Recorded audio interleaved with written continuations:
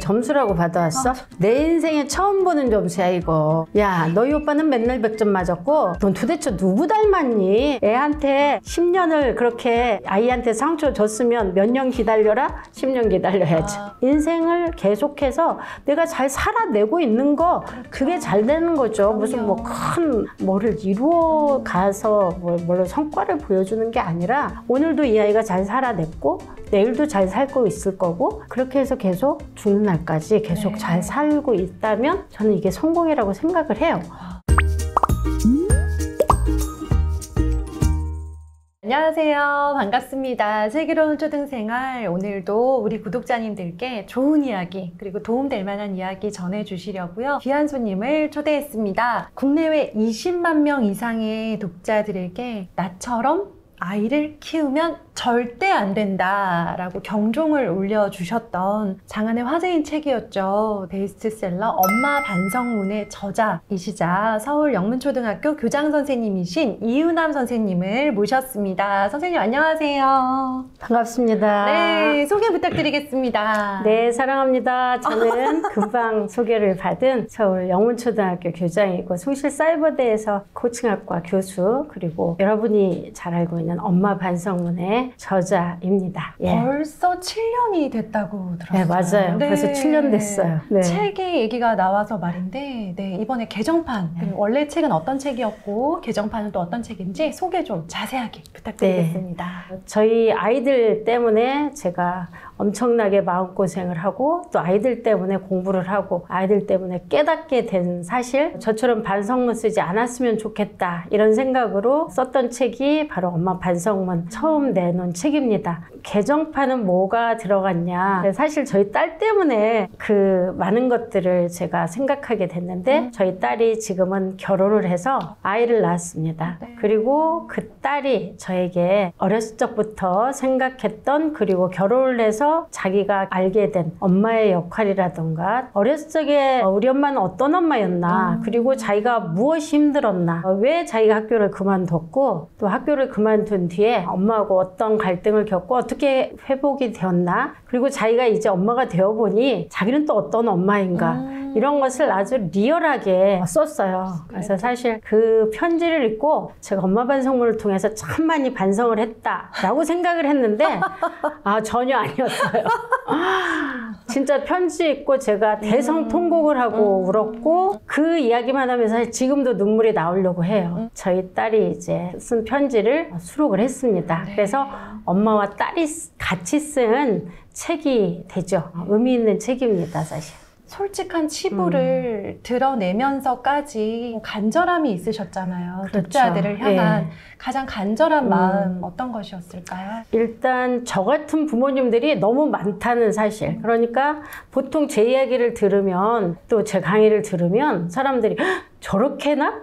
어머 세상에, 어떻게 저런 부모가 다 있어? 저렇게 심하게? 이렇게 생각을 해요. 그런데 사실은 본인들도 똑같이 하고 있거든요. 맞아. 제가 보기에는 저보다 더 심한 분도 상당히 많아요. 그런데 자기는 아닌 것처럼, 자기는 정말 잘하고 있는 것처럼 착각을 하는 경우가 너무 많다는 사실을 제가 현장에 있으니까 더 알잖아요. 네. 그래서 이거 그냥 뭐 미사 여구를 넣어서 이론적인 것을 해서 쓰면 안 되겠다. 그냥 리얼하게 내가 겪었던 일, 내가 했던 일을 그대로 해서 우리 부모님들이 좀 깨달아야 우리 아이들이 좀 행복하겠다, 이런 생각이 사실 들어서 정말 가감없이, 사실 교장이기 때문에 숨기고 싶은 부분도 많이 있었어요. 그러니까요. 그런데 그러면 안 될 것 같더라고요. 그래서 제가 교장 선생님과의 역할극을 한번 준비를 해봤어요. 내가 이런 정도로 안 좋은 엄마였다, 내가 이런 안 좋은 행동을 하는 사람이었다라는 걸 막 직설적으로 쏟아내시는데, 이 상황을 실제로 교장 선생님이랑 저랑 한번 해보면 어떨까. 왜냐면 그 모습을 보면 나도 저런 적 있었는데 라고 더 직접적으로 깨닫게 되지 않을까라는 생각이 들었고, 제가 딸 역할 해도 될까요? 네, 제가 3가지 상황을 설정을 해봤어요. 책 속에 있었던 것 중에서 첫 번째, 어린이날이나 크리스마스에 이제 아들 따님과 선물을 고르러 갔어요.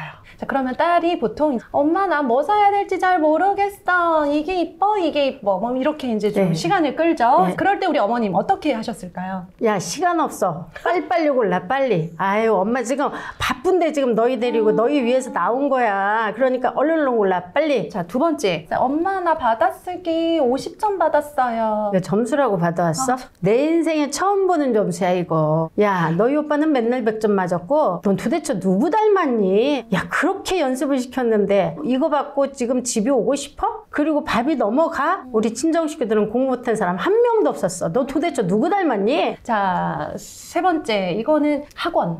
네. 네, 난 학원 너무 힘들어. 그만 다니고 싶어. 오늘 하루 쉬면 안 돼. 라고 하면서 학원에 대해서 사정을 할 때 아이들에게 네. 어떻게 반응하셨어요? 특히 피아노 학원이 네네. 문제였거든요.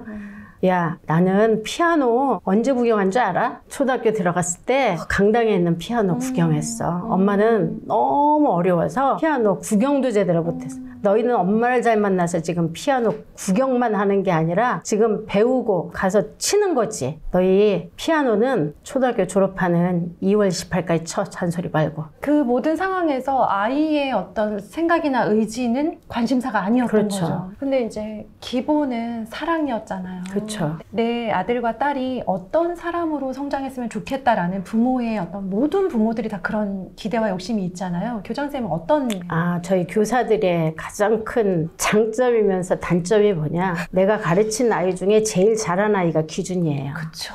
그러다 보니 우리 애들은 못하지도 않았는데도 잘했다고 생각이 안 드는 거죠. 맞아요. 내가 가르친 누구보다는 얘가 지금 안 나오는 거예요. 아. 그리고 그 아이들보다 더 잘해야 우리 애들이 사회에 나가서 성공을 하고 뭔가를 할 수 있을 것 같은 거죠. 그렇죠. 그러니까 자꾸 더 요구를 하고 공부 열심히 하게 만들어서 좋은 대학 보내고 좋은 대학 보내서 뭐 좋은 직장, 연봉 높은 직장 가고 나중에 지위 높은 거기에 꽂혀 있었던 거죠. 그러면 우리 아이가 성공했다. 그러면 내가 애들을 잘 키웠다. 라고 생각이 드는 거죠. 그러니까 거기에 맞추려고 하다 보니 계속해서 그런 짓을 하고 있었던 거죠. 예전에 봤을 때랑 지금이 훨씬 더 감정이입을 많이 할 수밖에 없었던 것은 저희 큰아이가 이제 고등학생이 되었거든요. 이렇게 젊으신데. 그래서 뭐 그렇게 됐어요. 자, 근데 고등학교 3학년 8월에 자퇴서를 냈다고 했잖아요. 그 아들이 네. 그 공부 잘하고 문과 1등이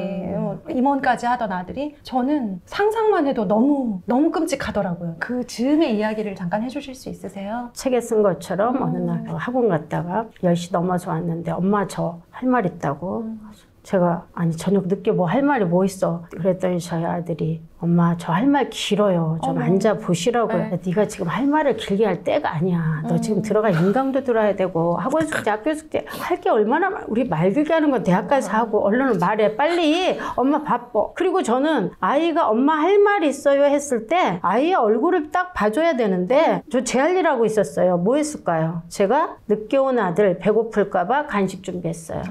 그 눈도 마주쳐주지 않는 이 엄마 간식 준비하는 그 어리석은 엄마 뒤통수에 대고 한 말 엄마 저 학교 왜 다녀야 돼요? 제가 꼭 다녀야 되나요? 제가 대학은 왜 가야 되죠? 대학이 너에게 무슨 의미? 그냥 가야 되는 거야. 그리고 지금 이 사회에서 살아남는 방법은 좋은 대학 가서 너 원하는 거 다 할 수 있어. 좋은 대학 가면. 제가 이런 식으로 대화를 한 거죠. 그랬더니 우리 아들이 뭐 그날 막 소리를 지르는 거예요. 그날 이제 갈등이 시작되고 저는 저만 힘들다고 생각을 했는데 나중에 생각해보니 내가 이렇게 힘들 때 저 아이들은 얼마나 힘들었을까. 그게 그때는 생각이 안 됐어요. 네, 많은 세월이 지나고 나서 제가 공부하고 아 내가 저 아이들의 마음을 요만큼도 모르고 있었구나. 진짜 반성 세게 하셨네요. 진짜. 코칭 공부하셨다고 네. 들었는데요. 코칭이 어떤 걸 말하는 건지 그리고 부모 자녀 관계에 코칭이라는 게 어떤 역할을 해주는 건가요? 그러니까 한마디로 말해서 아이가 말을 할 때 아이의 마음을 알아주는 거죠. 아이가 어떤 말을 시작을 하면 우리는 그 말의 소리를 듣는데 말의 소리가 아닌 그 아이의 마음을 읽어주고 이 아이가 저 말을 왜 할까? 그리고 가장 중요한 거, 하고 싶은 말을 하는 게 아니라 이 아이가 저 말을 하는 이유는 무슨 말이 듣고 싶어서 이 말을 할까? 듣고 싶은 말을 해줄 수 있도록 하는 게 그게 코칭이에요, 사실은. 그리고 코칭에서 제일 중요한 건 너 지금 이렇게 헤매고 있지만 원래 넌 대단한 아이야. 그리고 지금 이거 별거 아니야. 너 앞으로 너의 그 대단함으로 너의 그 어마어마한 능력으로 잘 이겨낼 수 있어. 걱정하지 마. 그 옆에 엄마는 지원하는 사람이야. 네가 어떤 일을 해도 나는 네 편이야. 이게 코치예요. 코치들은 아이가 됐든 남편이 됐든 다 우리한테 고객이에요. 그럼 고객은 정말 내가 어떤 문제가 있든지 간에 내 안에 답이 있고 그 답을 찾을 수 있도록 코치는 지원을 하는 거죠. 책 표지에 아이를 살린 건 인정, 존중, 지지, 칭찬이었다 라고 하셨어요. 되게 좋은 4가지인 건 알겠는데 실제 아이들과의 대화에서 어떻게 대화를 풀어나가면 인정, 존중, 지지, 칭찬을 표현할 수 있는 건지 알려주시면 저희가 연습해서 해볼게요. 네. 예를 들어서 엄마 오늘 학교에서 이런 일 있었어 라고 시작할 때 학교에서 무슨 일이 있었어? 제가 눈 동그랗게 뜨고 재밌는 일 있었나 보다. 엄마한테 하고 싶은 말 있어? 그래? 그럼 우리 앉아서 얘기하자. 아유. 서서 얘기하면 사실 못하잖아요. 그렇죠. 그러니까 항상 앉아서. 근데 우리는 이게 습관이 안 돼 있잖아요. 먹여야 되고 입혀야 되고 물론 그거 다 중요해요. 그런데 아이가 말을 할 그 순간은 그때를 놓치면 영원히 말을 안 하게 돼요, 사실. 네. 앉으라고 할 때 야 여기 앉아 이거보다는 어디 앉아서 얘기할까?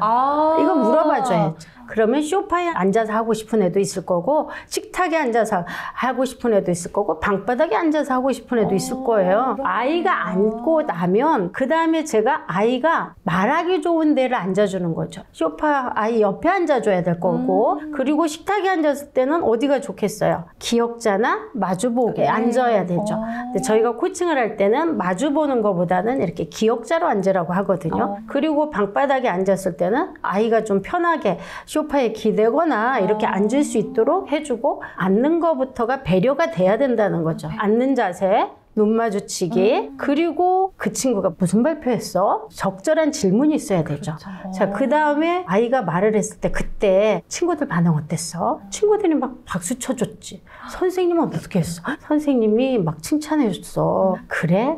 너는 그때 무슨 생각했어? 친구들 이야기, 선생님 얘기 이 아이가 하고 싶어서 지금 한 거 아니에요. 그렇죠. 주인공은 자기예요. 자기 얘기하고 싶은 자기 거죠. 얘기를 해야죠. 네. 항상 그 아이는 그렇게 좋은 발표를 잘해. 엄마 나 그 친구하고 친하게 지내고 아이고, 싶어. 네. 근데 엄마 나 내성적이라 그 친구한테 말을 못 붙이잖아 내가. 그래? 그런 생각을 들었어? 친구를 그렇게 예쁘게 보는 네 마음이 엄마는 너무 예쁘다. 그리고 네가 그렇게 그 친구하고 친하고 지내고 싶은 마음이 있으면 그 친구도 언젠가 너한테 그런 마음 갖게 돼. 사람은 다 통하게 돼 있어. 엄마 뭐 도와줄까? 이게 코칭이 대화거든요. 완전 모범 답안이 그냥 네. 쫙 나왔네요. 네. 지금 이 부분만 돌려보시면서 계속 연습하세요, 여러분. 네. 근데 이게 쉽지 않아요. 그러니까요. 네. 제가 그때 뭐라고 했는지 책에 써 있는데 야, 그 친구는 그런 발표했는데 너 무슨 발표했어? 그러니까. 남의 얘기하지 마. 네 얘기를 해야지. 왜 남의 얘기를 해? 너 무슨 발표했냐고 말해보라고. 그러면 아이가 기가 확 그 아이가 왜 이렇게 발표 잘하는지 알아? 걔 책만 읽어서 그래. 아이고. 오빠 봐라. 오빠는 공부 잘하고 발표 잘하고 그러니까 친구들 많잖아. 너는 그게 안 돼가지고 친구가 없는 거야. 뭐 네가 잘해봐라. 애들이 줄줄줄 따라오지. 너무 이 멘트들이 익숙해져가지고요. 내가 하는 줄도 모르고 무심코 네. 하는 모든 멘트들의 어떤 종합 세트였다고 해야 되나? 네, 그런 느낌이 들고. 누가 그러던데요. 자기 집에 CCTV 들어. 그러니까요. 아마 저희 지금 보고 계시는 분들 다 뜨끔뜨끔 하실 것 같아요. 근데 거기에서 그치지 않고 모범 답안을 잘 따라하는 게 저희의 과제일 것 같고요. 사춘기 얘기를 안 하고 넘어갈 수 없을 것 같아요. 요즘 아이들 사춘기가 진짜 빨리 시작이 되잖아요. 그런 것도 모자라 사춘기가 길어진 느낌이 들고요. 아이들이 사춘기라서 보이는 그런 행동 양상들이 좀 더 커진 것 같아요. 어떻게 하면 좋을까요? 사실 이제 그 아이가 그렇게 말하기까지는 그동안에 어린 시절부터 그때까지 부모가 뿌려놓은 씨앗이거든요. 아이는 어려서부터 그렇게 몰라 이렇게 하지 않았어요. 근데 어려서부터 엄마가 아이가 말을 할 때 됐어 그만해 아유 내가 몇 번 말했니 그만 말해 이런 거 이게 어려서부터 듣고 자란 거죠. 그래서 그게 아이들도 익숙해진 거예요. 아 이렇게 대화를 할 때는 그냥 저렇게 자르는구나. 아이를 뭐라고 할 게 아니라 내가 그 아이한테 한 거 그대로 정비례해서 부메랑이 돼서 지금 돌아오는 거예요. 한 만큼? 네, 한 만큼. 네. 가장 중요한 건 반성해야죠. 아, 예. 네. 근데 반성을 한다고 그냥 되지는 않아요. 반성한다고 뭐 잘할 것 같으면 100번 반성하죠. 공부하지 않으면 안 되더라고요.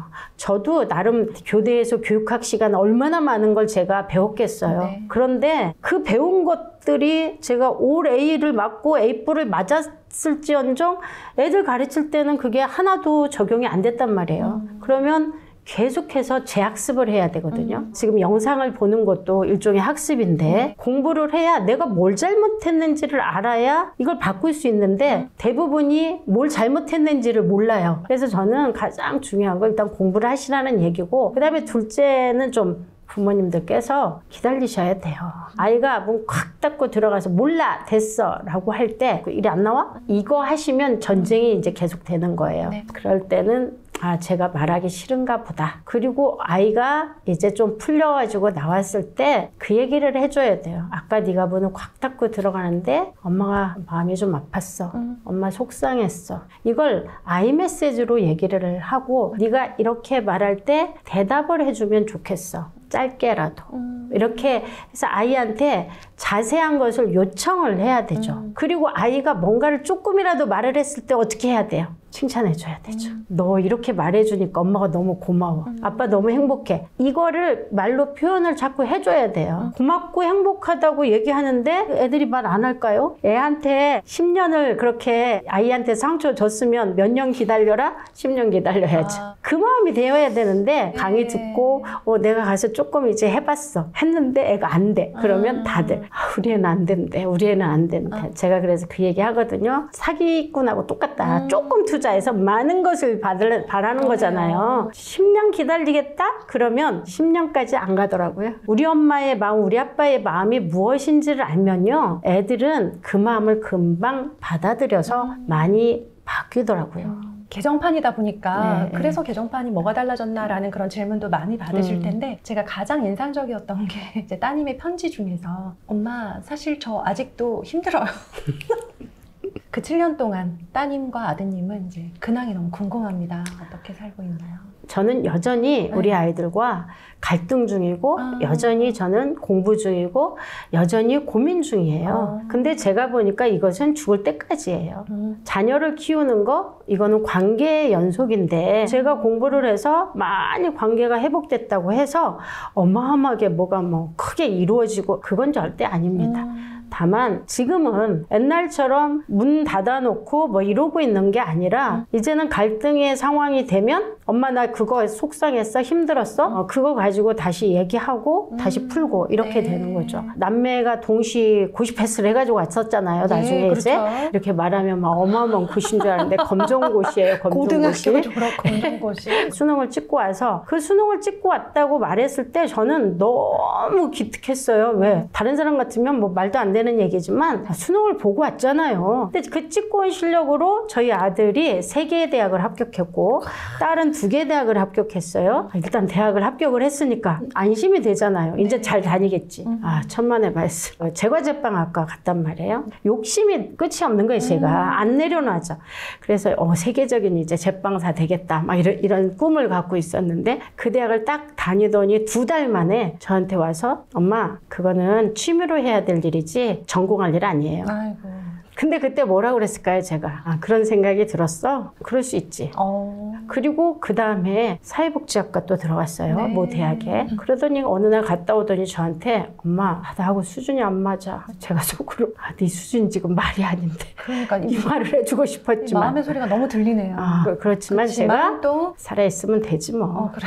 하고 싶은 일 또 뭐가 있겠지. 그래. 그리고 이제 이 아이가 또 그만뒀어요. 또 놀고 있죠. 그것도 2달 다녔어요. 그런데 저는 가장 문제가 이 아이가 우울증이 지금이니까 이제 그때는 몰랐어요. 그게 네. 우울증인지 뭔지도 모르고 자해를 하고 막 이런 일이 예. 있었으니까 자살을 할까 봐 그게 제일 그러셨을 걱정이었고 것 같아요. 그래서 제가 미국 강의를 갈 때 아니 얘를 놔두고 가면 어떻게 될지 모르겠는 거예요. 그러니까 불안한 거죠. 그래서 제가 융자를 받아가지고 아이를 데리고 갔어요. 어디를 저하고 같이 가는 걸 너무 싫어했었는데 엄마랑 미국 같이 갈래? 그랬더니 처음에 생각해 볼게. 그러더니 며칠 지나가지고 따라가 줄게? 이러더라고요. 한 달 있다가 돌아왔는데 자기 유학을 가고 싶다는 거예요. 근데 저는 돈이 있어서 보낸 건 아니에요. 네. 한 푼도 없고 빚더미에 올라서 이자 내기도 바빴는데 왜 미국을 보냈냐. 얘가 거기라도 가면 자살은 안 하지 않을까. 또 의욕이 좀 생기지 않을까. 네. 그래서 거기라도 한번 보내보자. 여기서 안 되니까. 네. 단순히 유학이라는 말로 모든 걸 다 이렇게 하면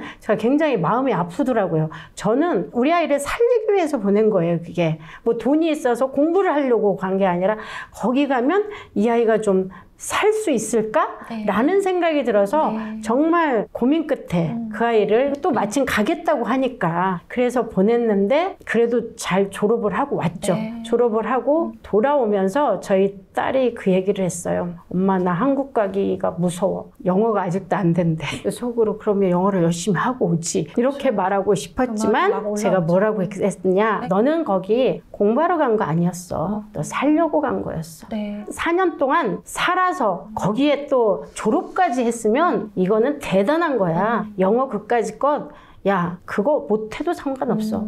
또 살았잖아. 살아서 돌아오잖아. 그치, 나 살았지. 그래, 엄마, 나 괜찮아. 그리고 한국 귀국했어요. 귀국해가지고 이제 우리나라에 와서 외국 유학 가서 만난 잠깐 남자하고 이제 그렇게 가정을 꾸렸군요. 예. 그러니까 어떤 의미에서는 미국을 우리 사위를 만나러 갔었나 이런 생각이 들었어요. 그래서 이제 결혼을 해서 지금 아이 낳고 지금 지내고 있지만 네. 물론 그렇다고 뭐 저희 아이가 잘 살고 이런 거 아니에요. 우리 아이는 여전히 또 고민을 하고 또 걱정을 하고 그런 이야기를 같이 나눌 수 있다는 게 굉장히 감사하고 저희 아들은 이제 문예창작 공부했잖아요. 네. 아들이 쓴 단편 소설들이 참 많이 있었어요. 책의 주인공이 남편과 저였어요. 네. 거기서 죽여요. 그리고 살려요. 그리고 그걸 통해서 이 아이는 회복을 하고 있었던 거죠. 그 뒤에는 철학을 공부했고 지금도 철학을 계속 공부하고 있어요. 제가 보기에 너무 답답하죠. 솔직히 네. 말해서. 돈도 안 되는 문학 철학? 이거 언제까지 계속해야지? 그쵸. 이런 생각이 막 아니죠. 들잖아요. 이게 뭔가 성과가 빨리빨리 나야 되는데 이게 성과가 안 나는 것 같으니까. 그러니까 이제 본인도 나이는 먹어가면서 많이 고민이 되는 거예요. 네. 그래서 사실 요즘에 정신과 치료를 얘가 또 받고 있어요. 네. 그래도 네가 앞으로 잘 될 거야. 그래도 네가 앞으로 해낼 거야. 이런 믿음을 가지고 또 기다려주는 거죠. 저는 우리 아이가 분명히 잘 될 거고 그리고 잘 된다는 것 자체가 인생을 계속해서 내가 잘 살아내고 있는 거 그게 잘 되는 거죠. 그럼요. 무슨 뭐 큰 뭐를 이루어 가서 뭘로 성과를 보여주는 게 아니라 오늘도 이 아이가 잘 살아냈고 내일도 잘 살고 있을 거고 그렇게 해서 계속 죽는 날까지 계속 네. 잘 살고 있다면 저는 이게 성공이라고 생각을 해요. 저희 슬초에는 공식 질문이 있습니다. 초등 시기의 부모 역할 이거 놓치면 저처럼 반성문 쓰셔야 돼요 라고 하는 거 한 가지만 말씀해 주신다면 뭘까요? 아이들하고 여행을 좀 많이 했으면 좋겠어요. 제가 가장 후회가 되는 거 그거거든요. 아이들 학원 보내고 수많은 사교육기관을 보내면서 아이들을 어디를 데리고 가는 걸 못했어요. 그리고 어디를 가더라도 부모님이 원하는 데 가지 마세요. 아이한테 선택권을 주세요. 이번 겨울방학 너 어디 가고 싶니? 지금은 아마 처음 이런 말을 하면 됐어. 엄마나 갔다 와. 아빠나 갔다 와. 이렇게 말할 거예요. 네. 그럼 반성해야 되죠. 그렇죠. 이 아이하고 내가 소통을 못했구나. 근데 사춘기 때는 절대 같이 가겠다고 안 해요. 네. 왜? 어린 시절에 같이 다녔어야 편하거든요. 같이 다녀본 친구들 편하잖아요. 근데 안 다녀본 친구하고 어느 날 여행을 가? 못 가죠. 그러니까 아이가 가고 싶은 데를 가서 아이가 어떤 행동을 하든 나쁜 일 아니라면 신나게 노는 거 보니까 엄마도 행복하더라. 너 어렸을 때 그렇게 다녔어야 되는데 엄마가 그걸 몰랐네. 이런 것을 이렇게 말을 자꾸 해줘야 되는 거죠. 선택하게 하고 지지해주고 그럼 아이는 내가 좀 뭐 하고 있는 거 봐. 네네. 괜찮은가 봐. 네. 성공감이죠. 이게 코칭의 3요소예요. 코칭은 반드시 선택권을 주고 선택에 대해서 인정, 존중, 지지해줘야 되고 그것을 통해 아이는 성공감이 느껴져. 그러면 이 아이가 선택을 하는 것마다 내가 잘하고 있네. 이런 생각이 들고 그리고 자꾸 지지를 해주니까 어떨까요? 내가 하는 것에 대해서 누가 지지해주면 좋잖아요. 그리고 좋죠. 그 사람을 자꾸 만나고 싶잖아요. 그러네. 그런 부모가 돼야 된다는 거죠. 말씀만 듣는데도 약간 상상을 해보니까 되게 행복해지는 기분이 들어요. 그리고 그냥 교장 선생님 이야기를 쭉 해주셨는데 코칭 강의를 들은 느낌이 들면서 나도 요걸 써먹어 봐야 되겠다라는 생각이 들고 저는 그렇습니다. 아이 키우면서 차마 다른 사람한테는 내가 말은 못하겠지만 사실 나는 부모로서 이런 면에서는 좀 부끄럽기도 하고 나 스스로 자괴감이 많이 느껴진다 하시는 분들은요, 책을 보시면 그래도 나는 괜찮은 편이다라고 느껴질 정도로 굉장히 솔직하게 쓰신 그 내용들을 확인하실 수 있을 것 같아요. 교장 선생님 오늘 나와주셔서 정말 감사드리고요. 퇴직 앞두셨다고 들었어요. 네, 퇴직 이후에 더 활발한 활동 기대하도록 하겠습니다. 네, 감사합니다. 고맙습니다. 네. 감사합니다.